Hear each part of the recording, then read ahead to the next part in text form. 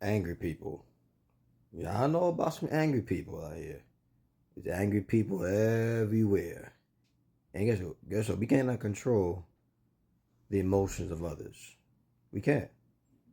We only can control ourselves, our emotions. People are going to behave. People are going to do what they do. We can only control ourselves. But then the bad thing, the negative thing, is when we decide to have close ties, close alliances with angry people. Yeah, the Bible says, with an angry man, have no friendship, lest you learn his ways. So you have close alignment with an angry person, you're likely to learn his ways, his or her ways. The anger, cursing out people, and comes with impatience and pride, and you're more likely to be more angry yourself being around that person. You know, that person that's always cursing, always loud, always drama center, all that. There's no peace. You know, it could be a close friend. Maybe you chose a partner, a romantic partner to have a close tie with, and that person is angry, and for various reasons, y'all are settling for that. Many are settling for that, like, this is the way they are, or you just, always, no, he's not always angry, she's not always angry. It's here and there, and there's other nice qualities about that person. But when that person gets angry, that person gets explosive. Like, whoa, you know. And some of you are dealing with it more often, anger more often. And as cortisol increases, hypertension increases. Cortisol, your body's stress hormone, as that is elevates, hypertension is more likely. You're angry more often. What are you doing?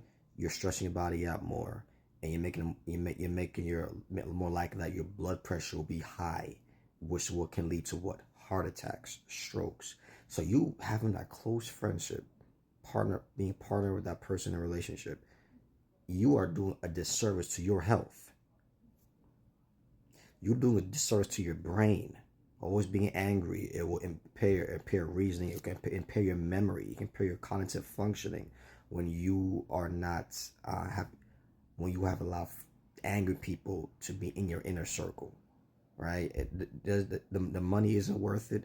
The sex isn't worth it. The other attributes of character that's nice, maybe they're funny, and you know whatever, right? They're just cheerful sometimes here and there with things. They're maybe they have a good work ethic. They go with the kids, step kids, whatever. Um, they're wow. They have all these other qualities about them, but that anger is, mm, you know. So we have to do better with who we allow in our inner circle. That we need peaceful people who know how to control their emotions, people who know how to talk gently, people that are easily appeasable, people that are just like it's like being around them is like a breath of fresh air. Being around them is easy to talk to you. You're easily approachable. That was the kind of people that you got to be around, should be around, because your relationships affect your health. And if you truly love yourself, you truly love your body, you truly love your brain, you're gonna make sure that you're very cautious and careful about the people that you entertain.